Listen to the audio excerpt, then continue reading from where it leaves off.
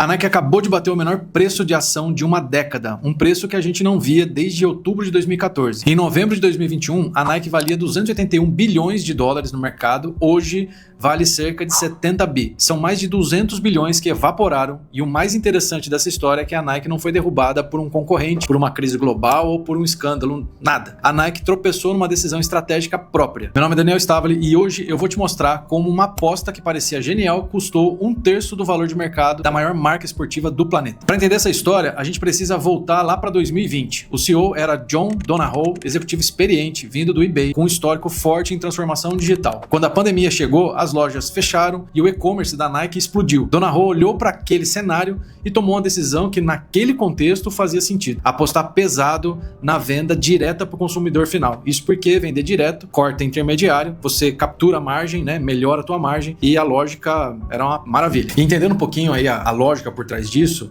menos dependência de varejo, de lojas de varejo, você tem mais controle sobre o preço, as experiências e os dados dos consumidores num mundo que naquela época, naquela ocasião estava em lockdown, parecia o caminho certo a ser tomado. Só que a execução foi agressiva demais. Até setembro de 2021, a Nike tinha eliminado mais de 50% dos seus parceiros de varejo. Metade das prateleiras onde o consumidor encontrava a Nike desapareceram. E esse espaço foi imediatamente ocupado por Adidas, Hoka, On Running, New Balance. Todas avançaram sobre o varejo que a Nike deixou. E com isso, ganharam visibilidade, construíram relacionamento com os lojistas e conquistaram o consumidor que antes comprava a Nike por conveniência e não por lealdade. E os números aqui, eles confirmam esse estrago. Desde 2023, as ações da Adidas subiram 74%. No mesmo período, a Nike teve o segundo pior desempenho do Dow Jones em 2024, com uma queda de 30%. E o terceiro pior em 2023, com uma retração de mais de 7%. A ação caiu 64% desde o pico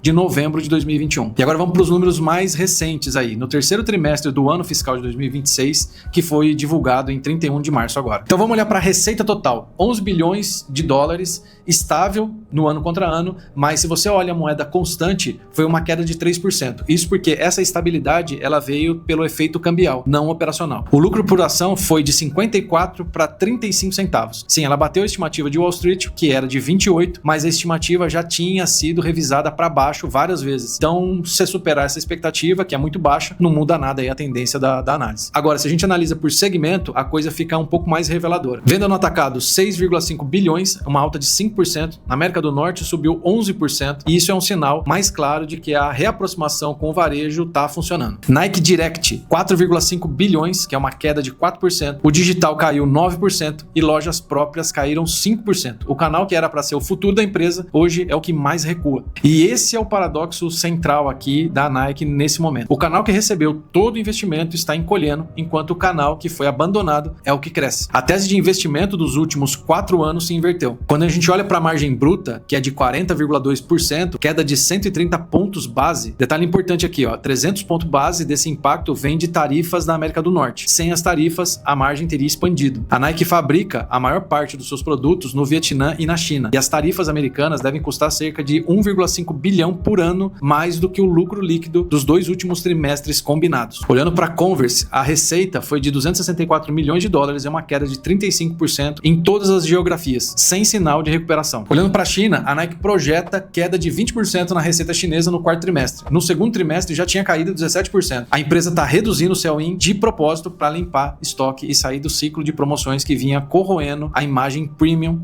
Faz sentido estrategicamente, mas o custo no curto prazo é real. Agora vamos entender o que a Nike está dizendo versus o que os números estão mostrando. A empresa diz que está no meio do processo de recuperação. Elliott Hill, que assumiu como CEO em outubro de 2024, é um veterano de 32 anos de Nike. Conhece o negócio profundamente, saiu da aposentadoria para liderar essa virada e tem sido transparente sobre os problemas. Ele até admitiu publicamente que a Nike perdeu a obsessão pelo esporte e que a estratégia anterior se distanciou do que fazia a marca ser relevante. Internamente, o diagnóstico foi até um pouco mais direto, que segundo documentos de um processo judicial em andamento, Craig Williams, presidente de Geografias e Marketplace, afirmou numa reunião interna que a estratégia de venda direta para o consumidor acelerada foi um fracasso e que eles precisavam reconhecer isso. O próprio Donahoe reconheceu à CNBC que a Nike se afastou do atacado, do varejo, um pouco mais do que deveria. 50% dos parceiros cortados é bastante coisa para só esse um pouco mais do que ele diz, né? né? Mas é justo reconhecer o contexto. Quando Dona Ho tomou essa decisão, o mundo estava em lockdown e o digital parecia o único caminho viável. O erro não foi apostar no digital, foi apostar exclusivamente no digital numa velocidade que não deixou espaço para fazer nenhum ajuste. E a estratégia Win Now do Rio tem 5 pilares, que é cultura, produto, marketing, marketplace e experiências presenciais, e já mostra resultado em algumas frentes. O atacado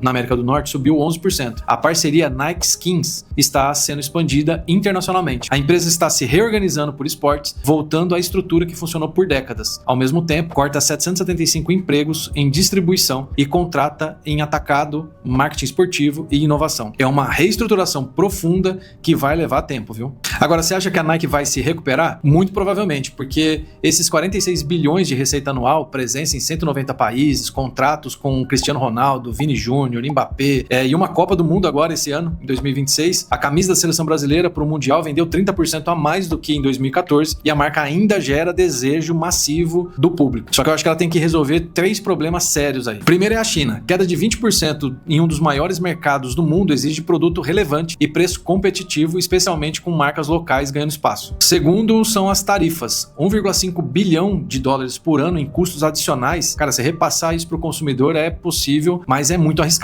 Depois de anos de desconto, subir preço testa a lealdade no momento de consumo cauteloso que o mercado global está vivendo. E o terceiro é reconectar a marca com a performance esportiva. A Nike nasceu nas pistas de atletismo quando estava no auge, era sinônimo de excelência esportiva, e os lançamentos recentes, como a linha Nike Mind e o Project Amplify, apontam nessa direção. Mas produto bom leva tempo para virar receita.